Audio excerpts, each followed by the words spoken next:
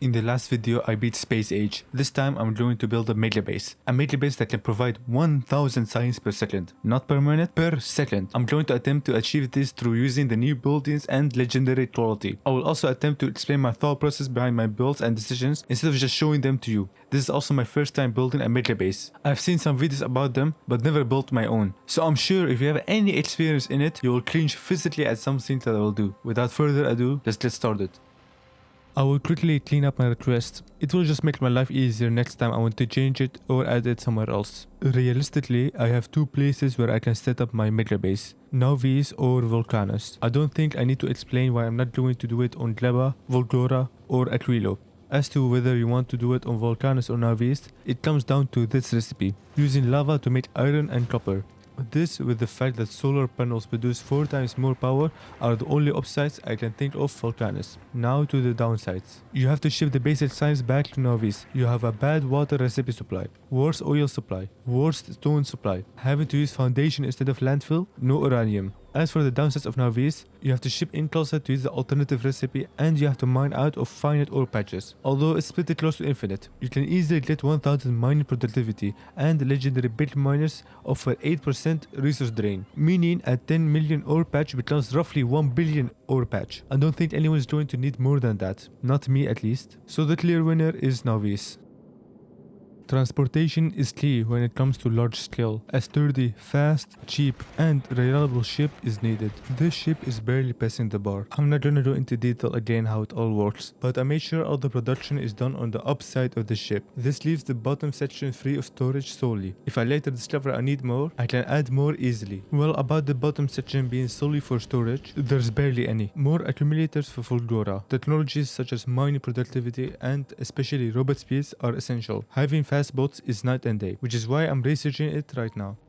If you couldn't tell by the name, the ship will serve Aquilo. Aquilo holds fusion power, which is going to be my main source of power. Before the Space Age, solar panels were used over nuclear reactors to save up on UPS as it was very UPS heavy. Fusion reactors, on the other hand, produce more power than nuclear power plants and more UPS friendly as they are smaller, don't have to calculate heat transfers, and it moves around a lot less liquid. So to me, going for fusion reactors is pretty viable. Regardless of that, it is probably still more worth it to use solar panels over fusion power. But fusion power is more fun, so I will stick with that. By the way, if you were worried that I would leave the ship with only 2 storage bays, I added a couple more. Another important technologies are the artillery ones. Range and damage are super useful to clear out biter nests. I try to limit the supply of steam with the pump to only activate when we are low on power to prioritize fusion power. But this backfires really hard as when we're low on power, the pump will run slower, which will lead to lower power and the cycle begins until it dies out. After giving the railgun and fusion reactors their own cryogenic plant, I started planting trees. I realized all the pollution I've caused was harmful and I had to take responsibility. Tree seeds are made out of wood and are planted by agricultural towers. We can make fish from fish by feeding the fish. You won't see this again, just like the tree planting. From what I can tell, they are there to 1. Make nutrients locally, 2. Make legendary fish, which is an achievement. The nutrients are handy if you want to use biochambers, but I won't use any as their only useful recipe are ore cracking and rocket fuel. Both I don't need in huge quantities, in which biochambers are worth the headache. I'm going to need literal millions of rails and landfills, so upgrading them is a must. Time to bomb our neighbors. My first time actually. The mall is struggling a bit with gears, so I will make sure to use foundries this time. Right now, I'm focusing on producing everything I need in bulk. This is for items such as rails, foundries, beacons, modules, assemblers, etc. Artillery and fusion power both eat up tungsten plate like nothing. Properly modeling them and a sprinkle of beacons is enough to get them up to speed. Of course, I need concrete in mass as well. Apparently we can use productivity modules in concrete, specifically in foundries, which is pretty weird. I didn't even bother to check here as that's not possible in assemblers. Oh well, refined concrete as well, mostly to make foundries and electromagnetic plants. More green chips? Speed modules decrease the chance of getting quality, which is why I'm only getting normal raiders. Legendary quality will be the MVP on this run. Let's say I want legendary raiders. Well, then I can make common raiders with quality modules. Once I have a sufficient amount of them, I can recycle them with quality modules inside the recyclers. This will hopefully spit out uncommon materials, which I will use to make uncommon raiders. This process repeats until I have legendary raiders. Is it good? No, don't use this design, unless it's something cheap like power poles. The savior of the day is that splitters can split based on the cruelty, so I don't have to change it for every item. Since these will take a long time, I might as well begin with them, with the most important one being the cruelty modules. I was already making them with cruelty, so I can put in rare ones immediately. Although founders can do pretty much everything a furnace does, but better, I still need them for bricks. I moved the storage down here as well. Sadly, the artillery doesn't one-shot yet, so I have to research more of that. One-shotting them would mean twice as less artillery rounds needed. Now for the fun part. Elevated rails. Sadly, there aren't any blueprints online that I could steal, so I have to design my own this time. The most important bits you need to make in a railboat are straight, T-junction, input, output. With those, you can make a whole base. The new rails are also more flexible, as you see me demonstrated. So what good are elevated rails for anyways? They allow trains to cross without intersection. This will be my core philosophy making the railboat. No intersections, only merging and splitting. So what did I make here? A lane changer? I'm not even sure myself, but that is okay. Ideas will only emerge if you let your brain do whatever it wants, even if it's something useless like this. Maybe confirming that this is possible will lead me to make the perfect railboat. Stupid biter. I can't handle trash being everywhere, and so I'm cleaning up my base. It's just so unsettling, you know? I played with the idea of having one way on the ground and the other elevated, but it didn't stick. Well, I played with it horribly as I just split them the same way, but whatever. This time they are both grounded. I am attempting to make a T-junction. The idea is, if two rails are going to intersect, you can elevate one and pass the other one underneath it, avoiding an intersection. What I am making here kinda looks like a loop, but just avoid seeing that and instead as two separate rail tracks. If I'm building a middle base, shouldn't I use a 4-rail railboat instead of 2? Well, you're right. I have convinced myself that elevated rails are so good that I don't need 4 rails, but that is pure delusion. I will switch over to 4 way later. This ship will solely ship over tons of plate to make artillery solely. I have no idea why I'm expanding out like this without a plan. I said I will try to explain my thoughts in the intro, but there aren't any thoughts here to begin with. To keep ammonia from deadlocking, I can avoid the rocket fuel made. I need to make lots and lots of ice platforms, so I can't afford to monitor it. Update on the map. It is a lot cleaner, still lots of work to do. With the higher quality biolabs and productivity modules, I can get more research for my buck. I honestly hate biters. I'm having a hard time expanding, let alone having to also deal with the biters. Not only that, they take up a significant amount of processing power. The latter is just an excuse that I will use to remove them from the game. This is done by turning them off via the editor. Note that this will only remove the biters from generating in ungenerated chunks. The biters that have already spawned will stay there until I kill them all. Yep, no more biters. Usually, I like to limit my chest so that I don't end up with 200 substations that I will never use. But this time, I will. I actually need them in that quantity. More than that, in fact. And so, it's smart to unlimit all the chests that produce machines. Spider drones, the stable of melee bases. They have their own equipment grid, can walk over entities, a big storage, can replace items, and can be controlled from anywhere. Let's say I need to build a mining outpost 200,000 kilometers away. Instead of stretching the logistic network that distance and wait for hours to bots to deliver the items, the spider drones can travel there and build it. Having 1 or 2 isn't that useful, but having them in the numbers of upwards of 50 is when they become a monster. They can build entire blocks of their own. Worst case, they take the heavy lifting of the logistic network. To exterminate the biters, I will take it in 2 steps. First step, take out as many biters with artillery. Next, I load up spider drones with rockets and sweep the floor. If a single biter survives, they will reproduce and I will have to hunt them down again. Killing biters have never been so easy before. I just need to click on the map and the insects pop. Who would have thought that my barely functioning base will be able to sustain making all those cloth machines? They're eating up everything to the point that the mall isn't even working anymore, so I'm taking it down. Really, it's therapeutic walking over them and launching 30 missiles at them. I'm walking around the unloaded chunks to kill any remaining biter nests that I missed or are outside the artillery range. Welp, I died here. I switched to explosive rockets, which my spidertron shot 30 of them at biters where I was standing. So after killing a bunch and walking a full circle around the undiscovered chunks, Biters have been successfully terminated.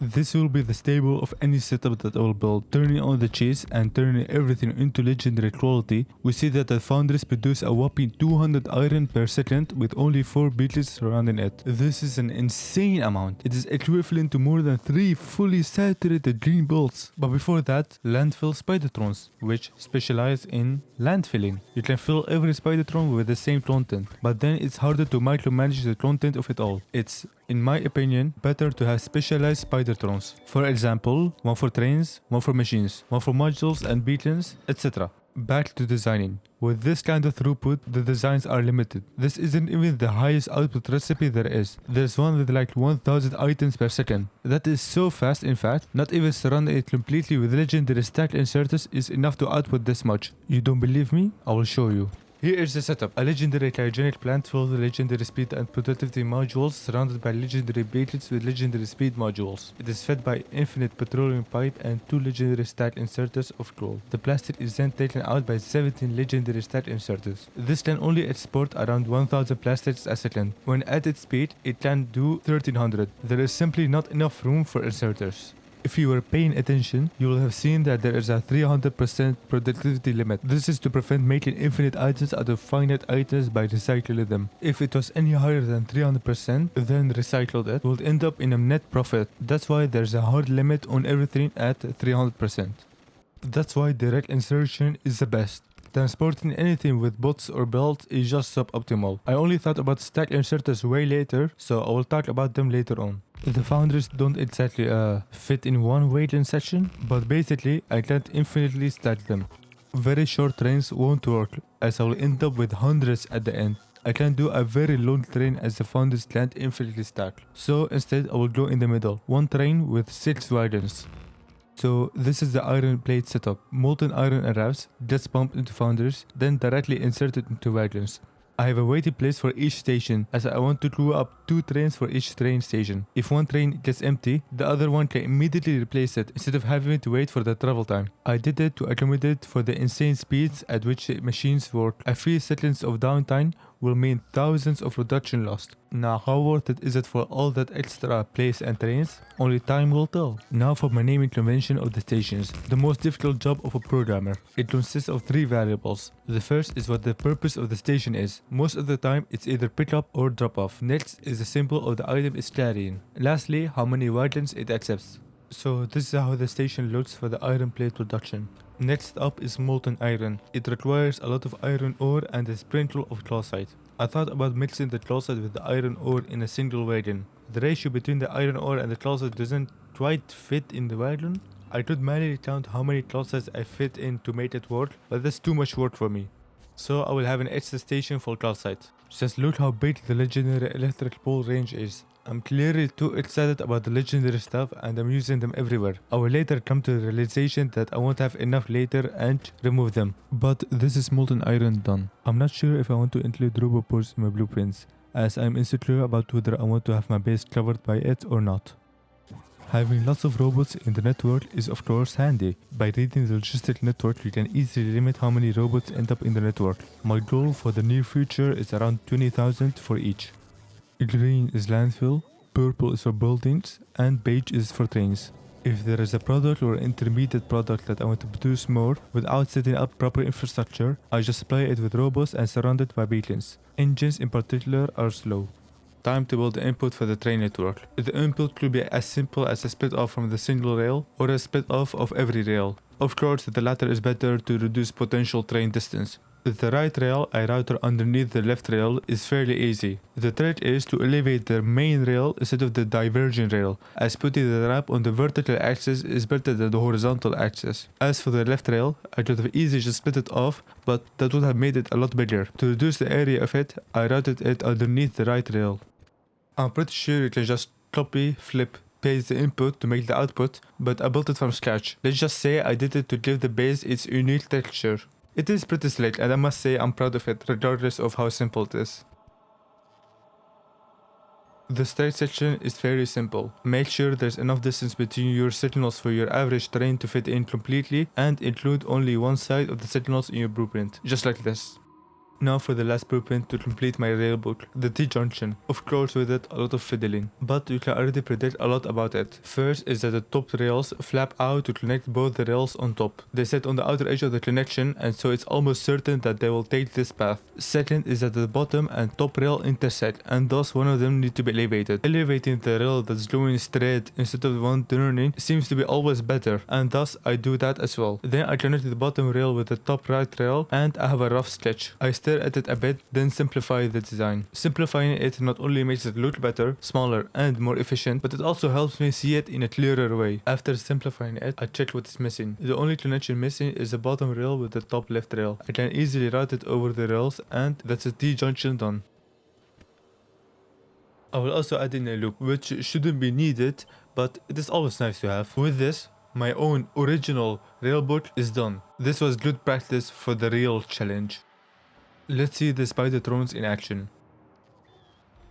And let's build another one. This one will be for the copper. I only need to change the recipe and the names of the station. And another one. Upgrading the red belts to blue belts at my furnace array. This actually doesn't increase the productivity unless I fill the furnace with speed modules, which I will. I, of course, ran out of legendary medium power poles and switch over to uncommon ones, which will do the same job as the legendary ones. I also did steel. Now, most of the time when you're going for a melee base, you want to use as many beacons as possible. This will mean surrounding your 3x3 and 4x4 machines with 12 beacons and 5x5 with 16 beacons. If I wanted to surround the steel foundries with 16 beacons, I would have to use a lot more inserters, belts, and more space. The increase from 4 beacons to 16 beacons would only double the production. So in my humble opinion, it is not worth going for 16 beacons on this occasion. Now, I could be totally wrong, so don't take this as the better option, rather a personal choice. Molten copper 2. This is the location of my mega base. I should have put it a bit to the left so that if it grows upwards, it dodges my old base. I have chosen this location over others as it mostly consists of land. No real reason other than that. I am also planning to build it in layers, with each layer a step in production. So on the lowest level, there's molten iron and copper, and for example, petroleum. On the second level, making iron, copper, steel plates, and sulfur. Third level, circuits, and finally the last layer, we make the science. This is not solely for aesthetic reasons. I believe this will make the trains more efficient. For example, the molten iron trains will only travel between the first and second layer and won't enter any other layers. The circuit trains will only travel between the third and fourth layer, and so on. This can also backfire. Let's say the trains move twice as much when producing plates than circuits. If I clump all the plates together and all the circuits together into their own separate layers, then the plate layer will be significantly busier than the circuit layer. If I mix them with each other, then they will have equal as each other and lower the peak train activity in the layer. Time to build a mining outpost. You can deliver ore to trains in different ways, with belts, boats, or directly. I know for a fact that mining speed will be insane with the infinite research productivity and legendary quality, so that's why I chose for direct insertion. I will also set the train limit to 2 to reduce the downtime of mining. It actually becomes so fast that 2 is too low, and the more appropriate limit would have been something like 5. Next is the call site. I'm bringing the call site from the cloud landing pad and delivering it close to the rail network. Then unload it and load it up again in another station. This is to keep the two rail networks separate, for no reason. I'm gonna feed my trains with nuclear fuel as it's the best, so slap down a couple of centrifuges for them. I will add a couple of train stations to refuel the trains. In Space Age, you can add interrupt. Basically, it can change the station of which is going on based on the requirement that it needs to be met. For example, I can set it when the train is low on fuel, it will go to refueling station, which is what I will do for every train. Setting out the trains is the bane of my existence. It is so boring and repetitive, I can't stand it. It is literally the worst experience in my whole run. If I want to change the schedule, bad luck. I have to track down every train and change it manually. Every time I want to add a train, I need to pace it down, fuel it, wait for it to go, and repeat. Words cannot explain my pain. I will make a blueprint for each train to make my life easier. I should have made them with the fuel inside of them, as the blueprint can actually copy that. But for now, I have to fuel them first. No closet train came to pick up the call site. Turns out I named it incorrectly. Oopsie. Okay, so the closet train can't reach the drop-off station. No idea why, so let's test it. I inched it manually, then turned automatic to see if this solved the issue. Turns out this part of the rail system wasn't connected properly, so I will fix it. That doesn't solve the issue yet. I inched it more and eventually reached the station. Turns out I missed a single rail that connects the rest of the station. So that was fun. The further out the ore patches, the richer and bigger they are. So I will crush the ocean and set up mining outputs further away. Well, we are producing iron, copper and steel plate, so I will call this a success. The molten iron and copper ore can be set up a bit better. First, they are leaving a lot of empty space, so I'll add more foundries. Second, there's no need to follow a full track between each module. Instead, I can connect the output and input straight into the existing rail line. I did this for the top side, but for some reason on the bottom side I have a T-junction, an output and a loop. Time for green circuits. With legendary all 40 beacons, one machine produces 600 per second. With only 4 beacons, they still produce 350 per second. I went ahead and installed the edit extension, playtime and rate calculator mods. Playtime for you and me to see the playtime, rate calculator to calculate the rate of machines, which I will immediately forget about, and the editor's extension to design and test everything.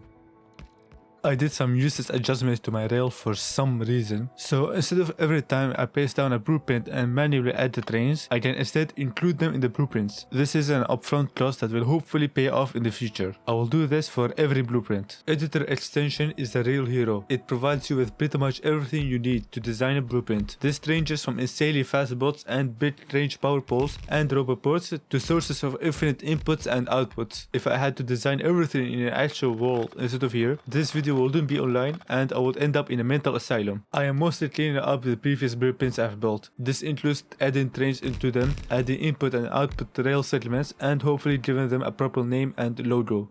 I will be using 3 books of blueprints in this run. One for the rail segments, one for the trains, and the other for everything production related. The important thing to do is putting them in the game blueprints, so that you can use them between worlds and planets. This is how mine looks by the end. Back to green circuits. I am again testing to see how much the best inserter can move. Can you guess how much? Well, I didn't know myself, so I tried making an item counter, but I was too lazy for that. So can you guess what I did? I stole others' blueprint to do the work for me, but I couldn't figure out how they worked, so it remains a mystery for now. Just like the foundries, electromagnetic plants don't allow you to infinitely stack on top of each other, so I have to route each one of them individually. With copper wire twice as less dense as copper, I of course will make the copper wire on site. With electromagnetic plants, this ratio is much closer to 1 to 1 rather than the 2 to 3 ratio before. Well, maybe that's incorrect, but it sure isn't worth to me to consider the proper ratio and route it. 1 to 1 direct insertion is king. I thought about using cars to cross the gap to fit in more beacons, but no, I'm not gonna manually place all the cars. Adding lamps, trains, naming the train stations and setting up the train schedule, adding waiting places for the trains, input and output segments, and we are done. See how the trains aren't all lined up before the rail signal? This will cause me pain later. For every build, I'm ratioing it based on the legendary quality. What this will mean is that once I build my base, I can just upgrade everything from common to legendary quality and reach my goal in a snap. The goal of course is 1000 science per second, aka 60,000 SPM. Going from common to legendary is approximately, and ultimately might as well be a random guess from me, a 14 times upgrade. Red circuits barely use any copper wire. I could have deviated from the direct insertion and only used one copper wire machine for like 7 red circuits one, but no. Next up are blue circuits. Blue circuits need sulfuric acid. For pretty much everything that needs fluids, including blue circuits, only one pump is needed. The only exceptions that I can think of right now are plastic, sulfur, sulfuric acid, ammonia, molten iron and copper plate. Well, that's most of them, but anyways. I actually just thought of this and did not keep that into account in my blueprints, so I have to adjust them later on. Yippee! Pumps can only pump 1200 a second at common and 3000 at legendary. A fully legendary sulfuric acid cryogenic plant produces 18,000 and consumes 12,000 water per second, meaning they have to have at least 10 pumps. Ah, plastic. The throughput breaker. Putting speed modules instead of productivity modules never made sense. That is if you fully surround your machines with beacons and there's no infinite productivity research. But in my case, neither of these apply. If I use productivity, I get 500 per second, whereas speed modules give me 900 plastic per second. I did not think of this at the time of making this. Neither this whole run. I just thought about it as I'm writing this. In either case, this build is bad anyways, as 3 inserters don't even come close to keep it up, so I have to rebuild this later on. I will also include roboports in my blueprints from now on. I will be naming and placing the right symbols from my blueprints too. It gets busy really fast. If it isn't already clear what my plan is, it is to design everything with quality legendary ratios but build everything in common. After I build everything in common in the world, I will upgrade them to legendary quality. Spoiler, you won't be seeing any legendary buildings used in this video. Basic oil cracking. For things like plastic and sulfur, basic oil cracking is much better than advanced cracking as it's much more simple. No need to worry about ratioing the chemical plants and treating all the water. As oil cracking is 1-to-1 recipe and petroleum is twice as dense as oil, there is the argument to be made that this blueprint shouldn't exist. Instead, I should place this right next to an oil patch and shift the petroleum directly. Next is LDS. With 2 of the ingredients being fluid and the quantity of LDS being low, it is a pretty easy build. Batteries are really slow, regardless of how much you buff them, with each consuming 30 plates per second each and producing 90 lithium batteries a second, so I won't make a real weight in place. Introducing the black spidertrons, made to remove things. I'm going to remove this one and replace it with the new blueprints. They are an eyesore compared to the prestige ones I refined over the years. Tearing it down shouldn't be hard, that is if the trains were empty, which are not, so I covered the place with rubber ports to help me. Now putting the blueprints down again. I'm leaving a 4-rail gap between them, in case I want rubber ports between them. For aesthetics as well. 2 molten iron, 2 molten copper, 4 iron plates, 4 copper plates, 4 steel plates. Instead of doing an extra step for calcite transport, I'm just going to put down the train station here and move the cargo landing pad here. Plastic. Green circuits. Red circuits. Blue circuits. Everything is built now, with the exception of modules.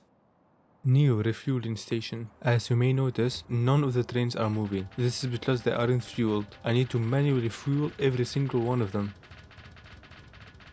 There's already a crash due to the trains being placed after the change signals. Welp, I have to go through every recipe and align the trains correctly this time. This is going to take a while. This is just one example of the many things that can go wrong. A lousy mistake like this is going to at least cost me 30 minutes for me to readjust everything. All because I didn't care enough about lining them up properly. Well, the trains deadlocked for 3 reasons. First, if the waiting bays are fully saturated, a train can try to go through the module for the faster route, but stopping behind the waiting bays, causing a deadlock in the input. Second, I used a rail signal instead of a chain signal at the end of the waiting bay. Third, the train network was too saturated. Let's jump to the editor extension and see what's up. Here is the setup. It's one loop divided by 4 rail signals with 2 train stations. The bottom one is flat and the top one is dark. Each has a train limit of 1. The train travels from one to the other with a 5-second wait time. You could see it as a train going from pickup to drop off. If I turn on the train, it travels from flat, waits for 5 seconds and goes back to dark. This will repeat and everything is well.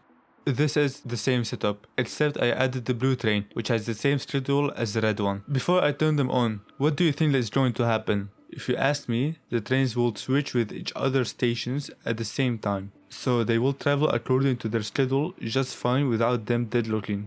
I will turn them on now. The red one travels to the dark after 5 seconds, whilst the blue one goes to the flat to take its place.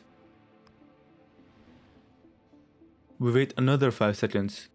It's been 5 seconds and the trains aren't moving. Whenever the trains meet the requirement of the schedule and want to leave, it only leaves whenever there is place in the station it wants to go. So in this scenario, the trains don't travel. This is basically what happened. So what will I do? I will go through every blueprint and reduce the train limit to 1. Add the cluster chest and fuel the trains and rope ports. This practically doesn't solve any of the issues I have listed, as the player me hasn't figured it out yet. That's another 30 minutes wasted. Advanced oil cracking. I will come back to it later. Sulfur. I won't be using waiting base for it. I am at the time insecure how it will turn out and how much it will actually benefit me. So I won't have one for every blueprint ever. Yeah, we're going to need 10 legendary pumps for a single cryogenic plant.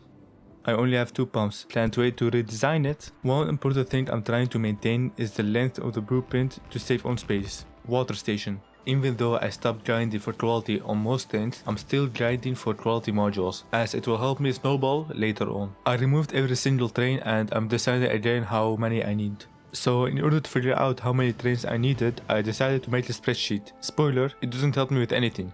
I think, and I have nothing to back this up, but the formula for it is basically, for each unique train station in the train schedule, the amount of trains you need is the summation of the train limits of the stations minus 1. Here is an example. Cat station has a train limit of 1, Dog station 4, Bird station 3. The train has clad, dot, bird, clad, schedule. The amount of trains you need to fit in here would be 1 plus 4 plus 3 minus 1, which is 7. Again, this will be totally wrong, but this is how I will do it in the future. Lots of train placing later, with power consumption of upwards of 20 kilowatts and rising, nuclear power isn't enough. Fusion generation. I tried to make one in the normal world, but quickly decided to hop on Editors mode. The same way nuclear power plants have neighbor bonuses, so do fusion power plants. This is the art of making a proper fusion blueprint, to maximize the total power plants of which are affected by it and how much they are getting boosted. Putting them in a square pattern leads to them only having 3 neighbors, and if both sides are larger than 2 by 2, then it becomes impossible to feed the middle ones. An easy fix to this is hollow out the middle and push out and offset some of them. The fusion generators, which convert plasma into electricity, isn't as important. You just have to make sure it works, has the correct amount, and they are space efficient. This design works, but most importantly, can be infinitely stacked. I haven't figured out how many I need, so I like the freedom of that. I also need to cool down the floor creton, which I am overbuilding a bit. For the floor creton, I highly recommend to circle it to fill a tank to a certain point, so you don't have to manually fill it up every time you paste it down. Putting an 8 kilowatt load onto it, it is barely supplying 7 kilowatts. Doing a bit of math, I can add a lot more generators. This gets us to 11 kilowatts, but we can go higher. You can see that not all the reactors are turned on. Adding even more, almost 13 kilowatts. This is almost 300 generators, which should get us to 15 kilowatts, if that is possible.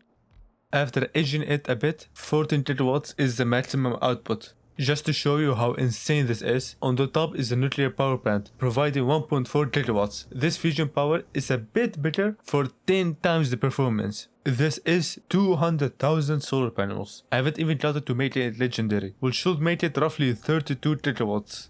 I'm just gonna place it right here. It will take a while before it's built, as my Equilo base is bad. The only blueprint that needs furnaces, bricks. That's not entirely true, but bricks are pretty slow, so what I will do is convert 2 stone trains to 1 brick train. I really shouldn't need a lot of them, as they're only needed for purple and military science. Now I think about it, I will need a lot, but this should be enough. I have slept for like 7 hours of footage. It is just me placing down the blueprints, building them, and fixing any if they don't work properly. I'm just saving you and me time. I put down some concrete for fun, and I have reached 800 trains. Back to advanced tracking. The only purpose of this is to make rocket fuel and lubricant. With rocket fuel having an infinite productivity research and rockets being cheaper and not required per se for science, I really don't need a lot of it. The different thing about Space Age and no Factorio is that you don't need to take into account how long the pipes are, and you can mirror refineries. Of course, I have to track the oils to keep them balanced. It is preferred to use light oil over petroleum to make the rocket fuel, but regardless, I am adding light oil tracking.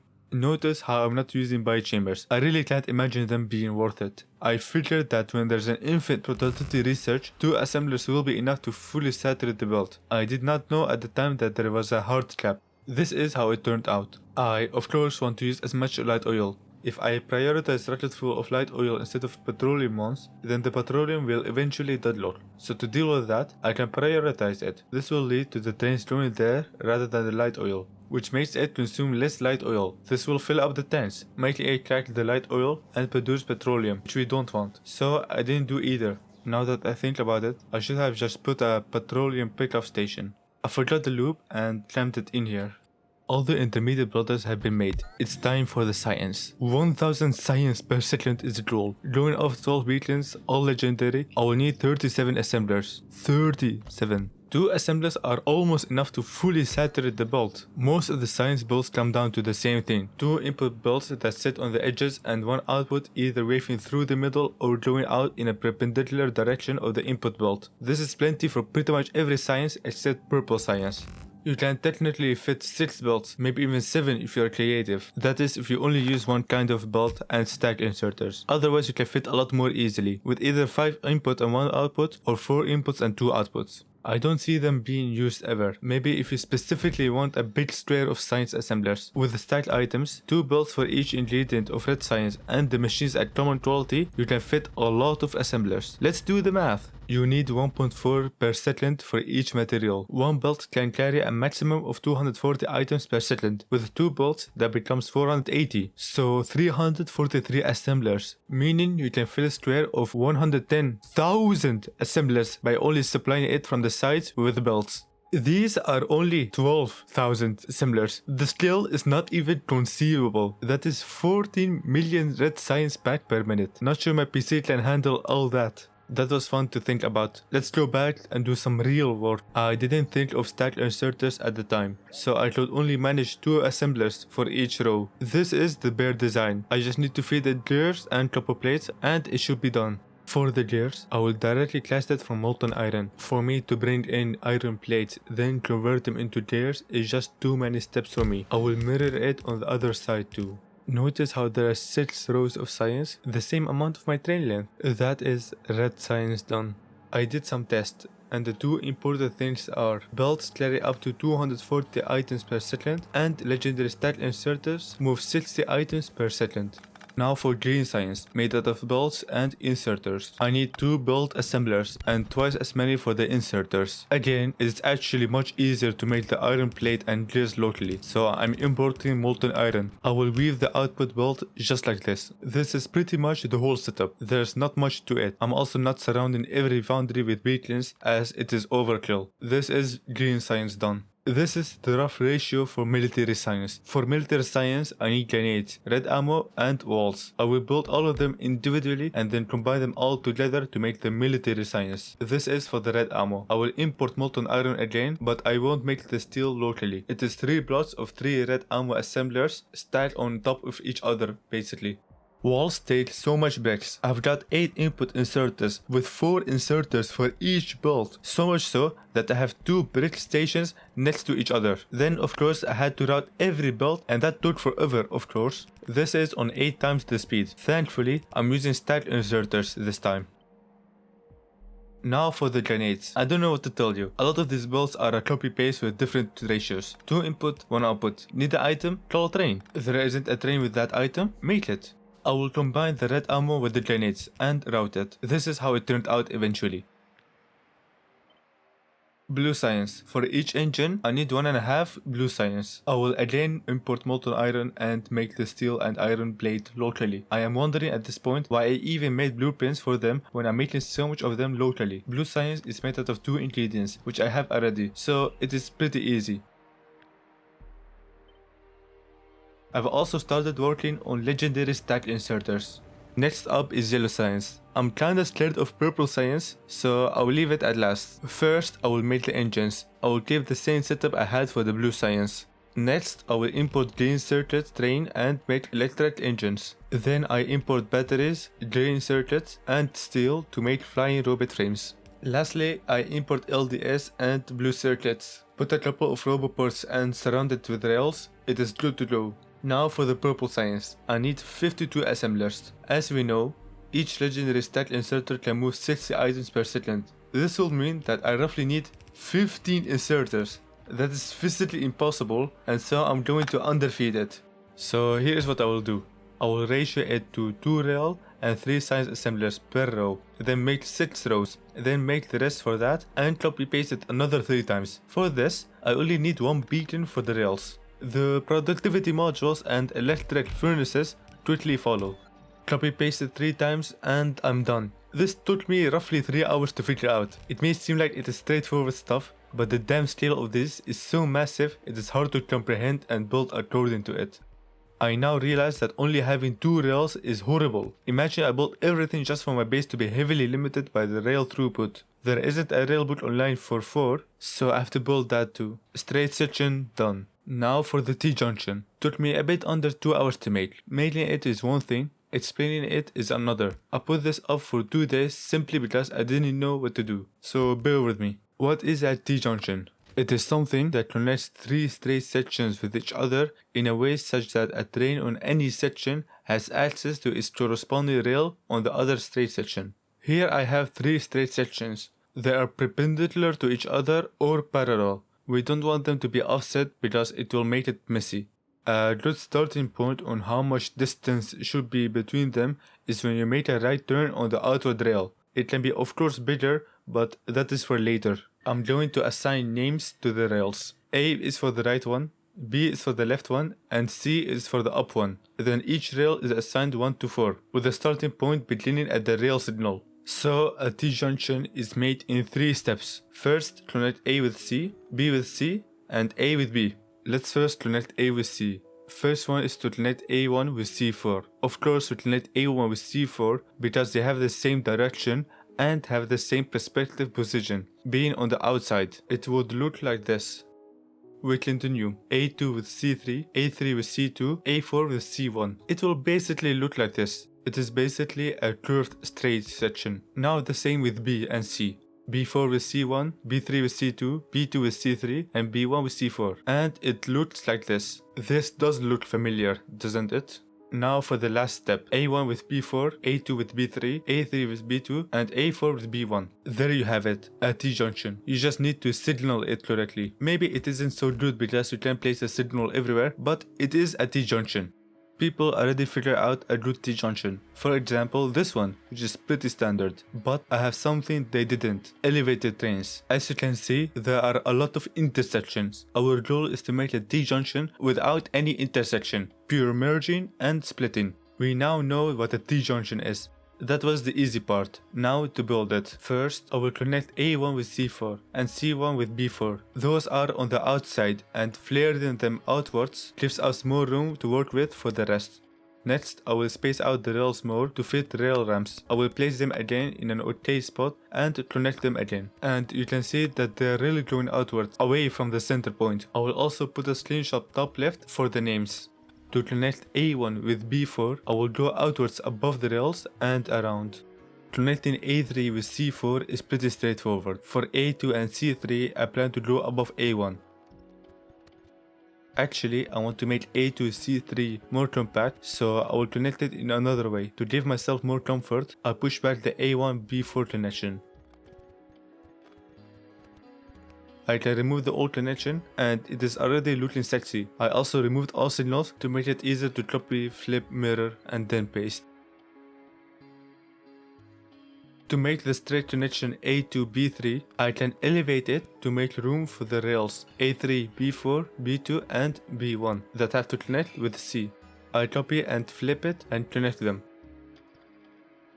I push the A2 and B3 connection upwards to save more space. It is a bit wrong, but I will figure it out later. Also, if you feel like you are completely lost on what I'm doing, I do too. I have forgotten so many times on how connects while making this. Even now trying to explain it, I'm getting lost so many times. I then have to spend a bit figuring out what I have to do. That is why it is important to understand beforehand what T-junction is. I now fixed it and you have to admit, this looks pretty cool so far.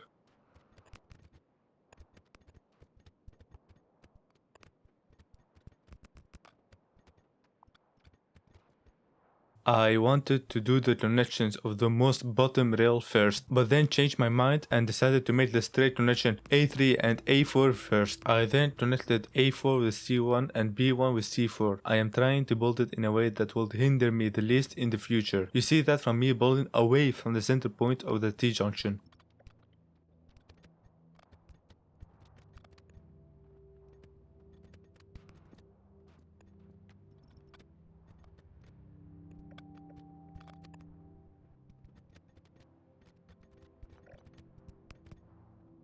Now for the final connections, A3 with C2 and C3 with B2. You now see just how truly congested it is in the middle and how essential it was for me to build outwards and away from the center to conserve as much space to make this possible. It is a lot of fiddling with the ramps, going up to go over a rail and going down to make it possible for another rail to go up. It is done. I tested by running trails on it and it is good. Making a blueprint feels so good after all of this. Oh yeah, the signals of course. I forgot to mention this, but I'm making my rails with the trains of length of 9 in my mind. So everywhere where they fit, add a rail signal. If they don't fit, add a chain signal. It is really easy as it is purely merging and splitting. It is colorful, isn't it? I will maybe add the blueprint in the description, but there shouldn't be a need for that, as you now know how to build your own. So go ahead and build one, as it is surprisingly fun. The T-junction took long enough, so I won't explain the input and the output. The one thing that mind-boggled me was the signaling. Should I have those signals in place? Now finally the lane changer. You can have them intersect or separate, but the idea is that trains can go from one to the other. I read a Reddit post about it and some guys said it's not actually worth it and it would be actually worse to have them for the performance. So I will make it, store it and not use it until I test my entire rail network and see if they are needed. I installed a mod called Rail Tester, which tests rail intersections. Little does it know, my T-junction doesn't have any. To use it, simply hold the blueprint, click on the blueprint button and start. You can speed it up and change the train configuration too. Speeding it up, the TPM, train per minute, goes from 100 to 71 rather quickly, then it stays there. So to see how good or bad that number is, I will compare it to the non-elevated T-junction. This got a TPM of 42, so my blueprint is a lot better, a lot. You can see the inefficiency of it. Now that I'm going to use 4 rails, I have to go through every single blueprint and change them. Never too late, am I right? With this, I have to rebuild everything. This means taking down everything. This means somehow getting rid all of the trains that are fully loaded with items.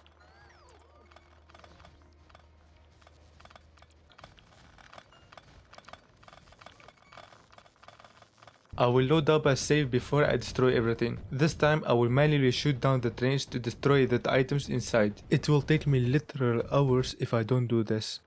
Now that I took down everything except for the power and robo ports, I need to take them down as well. If I remove them all at once, then the closer one will get removed before the further ones, disconnecting them from the network and making it impossible to remove the further ones. The solution to this is to remove the furthest ones one by one, but that will take a lot of time. I thought about water filling everything with the water and building on top of it using the editor mode, but it felt too cheating, so I backed out of it. I don't want to build my base again just for me to tear it up again to change it for some reason another time. So I'm gonna do my best to ensure everything is correct. This includes having fuel in the train's blueprints. If you type /cheat followed by the planet name, you will be teleported there. I went ahead and laid down the legendary machines for all the planets, which I will later use to find the correct amounts and ratios. That is till I arrived at Gleba. The flux to nutrient biochamber produces 5,500 nutrients per second. This is such a dumb amount. Just to give you perspective, this is how many legendary stack inserters you need. 91.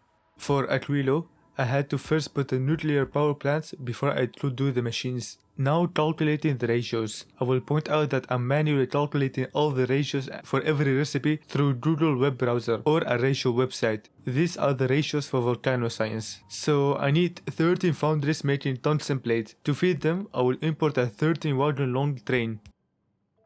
I forgot to record, so here's a rundown. I have got 16 foundries making tungsten plates. This is supplied by a 16 long wagon train. This is of course more than the 13 foundries I needed, but having 16 means I don't have to properly balance them for the 16 science foundries. Next are the 16 foundries making science. For each foundry, there's a tungsten carbide with a carbon maker. This is again more than I needed, but this removes the balancing needed. There are 4 blocks of 4. For each block, they have their own 2 train limit, 4 wagon long coal and sulfuric acid train. I forgot that tungsten carbide needs tungsten. Literally in the name, but whatever. So I moved the bottom half down to make more space for the tungsten ore station. Something went wrong with my copy pasting, so I fixed that. Then I had to route all the tungsten ore. This is a small space of course, which led me to merging 2 wagons in the same belt to later split them with splitters. My first use of splitters. Next, I worked on lava to molten copper or iron foundries blueprint, but I figured it would be easier in my own world. Now for the paint science. First is the Holmleb solution, 2 belts and 1 pipe input with 1 output pipe. Next are the superconductors, with 3 bolts and 1 pipe input. I'm going to build each recipe separately, then combine them together like Lego. Then the electrolyte. Calculating how much Holmleb solution and electrolyte was more complicated than usual. Electrolyte is used in 2 separate recipes and Holmleb solution too, with that being used in the electrolyte as well. I need 20 of each apparently. Next are the supercapacitors. Even though it needs 4 items, I will mix the Holmleb plate with the batteries and only use 3 bolts. The science itself takes the most capital of all of them. The holmium plates take inspiration from the lava recipe.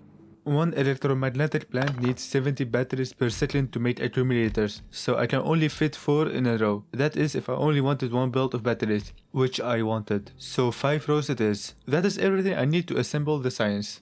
But before that, I should figure out how to properly recycle scrap. That is, if there weren't any biters that came out of nowhere, my guess is that they came from the chest that contains everything. But I couldn't see any biter eggs in here. I played for so long that biters hatched out of nothing. It is hard to stack items through scrap recycling because they generate a lot of different items. So to fix that, Passive provided chests. So to decide what gets recycled, I hooked up every chest to the network, and whichever item is above a certain constant, such as 10,000, the item icon is sent through and multiplied by 500 to provide a chest which then requires that item and recycle them. I won't talk about it in detail as this is not my definitive design yet. Since the items will be stored in provided chest, I might as well bring them directly by bots. It will be a bot-built design. Water, and heavy oil cracking. To help with the bots, I will keep all the requested chests to the left side of the build. Also, I put the electrolyte under the holmium solution in particular for some reason. Probably because it uses holmium solution. I then put down the supercapacitors under it. Do you see a pattern? Superconductors should be put down before the supercapacitors as the supercapacitors uses them. Stacking them on top of each other is wasteful, so I will move the supercapacitors to the right. With the holmium plate set up, the paint science underneath all of them. Actually, I forgot the accumulators, so I will slap it right here. I will build the supercapacitors and the accumulators to the science and it is done. I need to figure out how much one rocket can launch at max. It is 28 seconds per launch, but let's say 2 per minute. So every launch is 1000 science. 2 launches per minute means 2000 science per silo. That translates into 33.3 science per second launch per silo. So 30 silos are needed. Note that the rocket speed is limited by its animation. No matter how much faster you make the rocket parts, it will be always limited by its animation. Here are 16, here are 32, here are 40. I decided to overbuild on silos, as when ships are traveling, they can be loaded, so I'm compensating for them. Since I don't know how I'm going to scrap recycle, I'm going to bring them with trains. I did Vulcanus, I did Volgora, and now Gleba. I have to get the ratios first though. I don't know how to properly build a Gleba base, so I just use bots for everything. I might come back to it later to build a more unique one.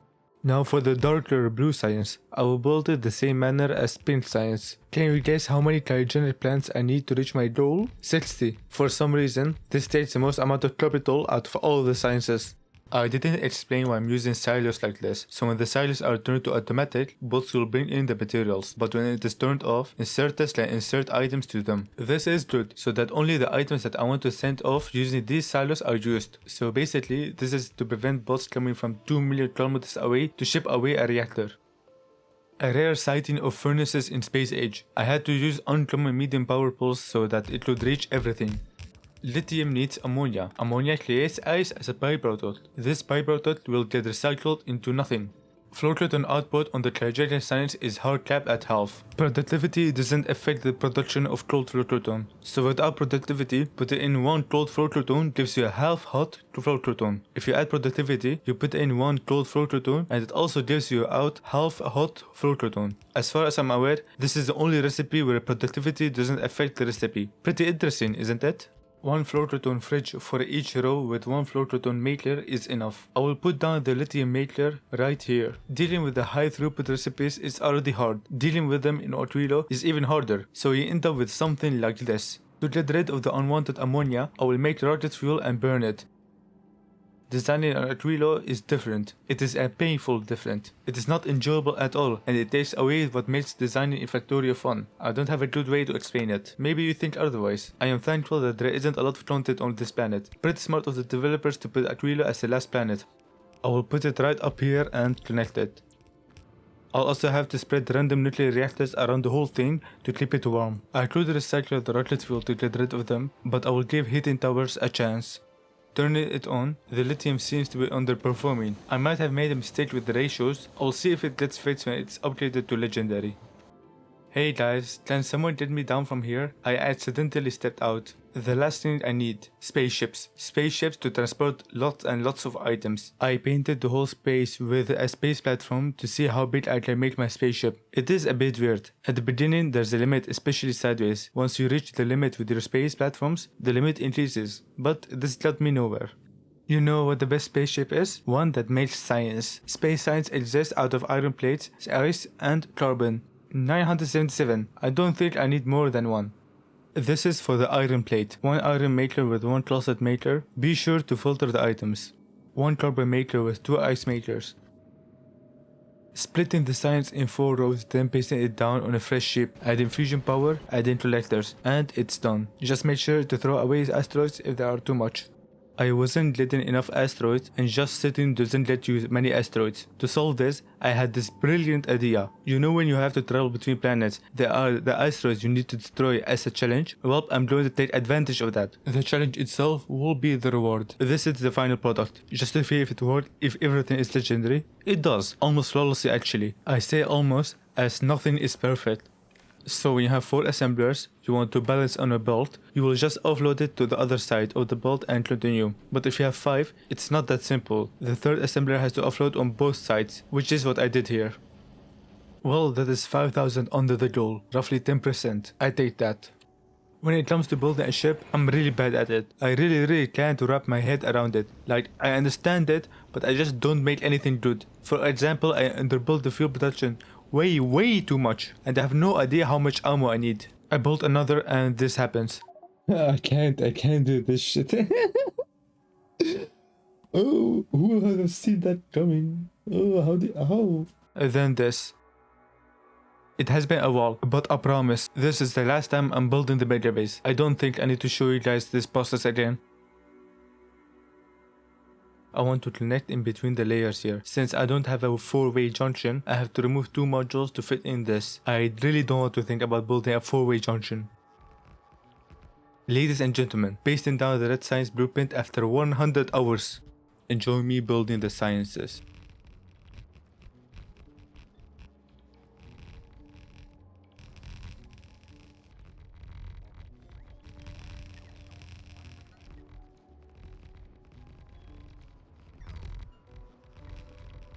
Never mind, I'm going to take it down. I forgot to build the circuits. This is now what it looks like. You got the molten iron and copper at the bottom. Each plate on top of it and the oily stuff to the left of it. Then the circuits on top. You can also see the middle connection. I am supposed to just talk to fill in the time, but I don't feel like doing that, so just enjoy the silence.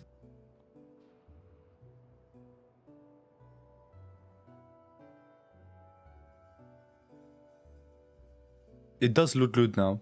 There were some minor issues, but I fixed those quickly.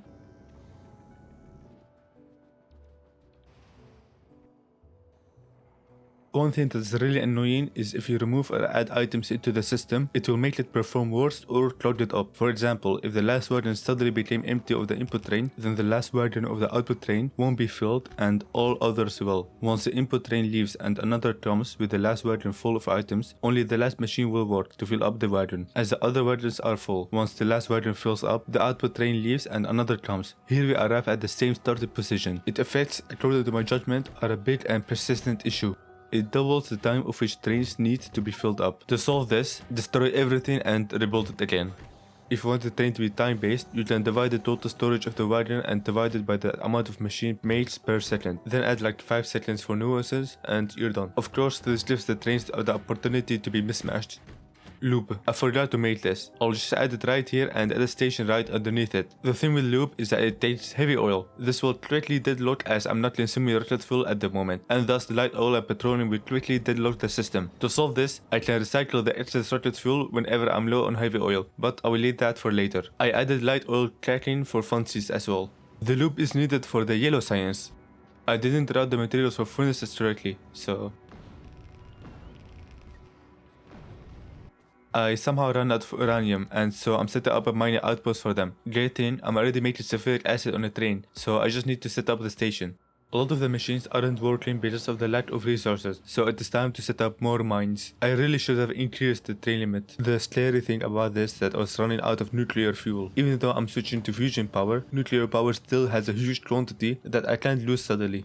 I will also just point out that I spent as much time in the editor's extension lab as I have building the mega base itself. 65 hours each so far. You won't believe this, I'm going to use bots to deliver the science to the labs. I have no idea how many biolabs I need, so I will just guess. The important thing is to remove all the spoilage from the biolabs, belts and chests. The train delivers the science here into provider chest and it should be it.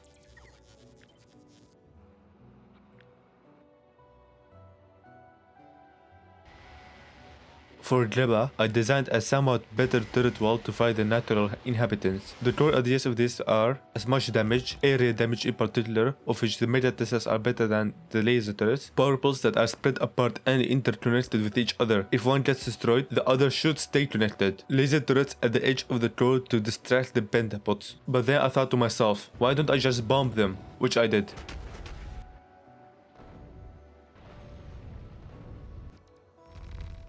For Volcanus, I of course need to mine the ores from somewhere. I need to travel outwards a bit before I get to the good ore patches, and so I have to traverse the land with rail. Problem is, I don't want to waste a lot of foundation to build on top of lava. If you hold control while you build the rails, the rail planner will avoid obstacles, which is very nice. Legendary miners. With everything pasted down, I don't have much to do other than wait. For now, I'll make the request for each planet. It will mostly come down to unique machines, module and fusion powers.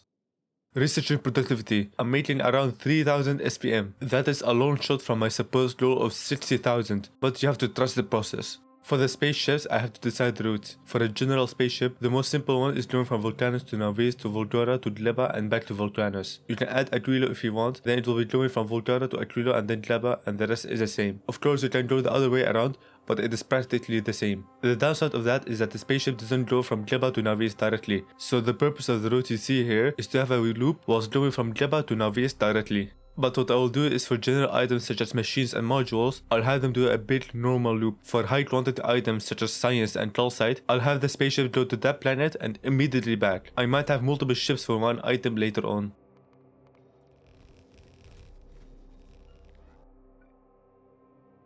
I really will need power. I can use rocket fuel to burn off the ice, but that sounds horrible. Instead, I will design this 1.6 GW fusion heated reactor. Then I paste it down. I didn't have any common stuff, so I just used the uncommon quality. This boosts it to like 2 GW. So right here is perfect to make the molten iron and copper. It is as close as it can get to other foundries, the lava, and the calcite is right next to it. I couldn't have placed it in a better place. 2 stacked belts taking away stone for each foundry should be enough. It looks amazing, doesn't it? I'm carrying the calcite vertically through it and connecting the pipes. All that stone is of course getting dumped straight back into lava. You will think that after millions of times of doing this that the minerals will run out and only rocks will remain in the lava, but that is not the case. Of course, I also need to pump lava, so I'll just place a couple around it and some in it. To launch all the rockets, I will need 3 materials of course. I was planning on transporting the science with trains first and then rockets, but then there's no reason to do that. The dumb thing about this is that both the input and the output is fed by a provider chest. Many of the bots take away items from the outpost back into input. Let's go on a trip on a train. You see that the majority of time is spent riding. This really makes me wonder if it was better if I built the science production right next to it, and I kinda answer myself here, but we will see if it was needed. Of course something went wrong again, and the sulfuric acid wasn't connected, but after that, science. The power isn't doing so great. Time to transform the land into a solar farm. It really is beautiful seeing the factory you have built work. It is I who thought of this, designed it, tested it, applied tricks and knowledge and my own taste to it. It is a part of me, an artwork that I have created.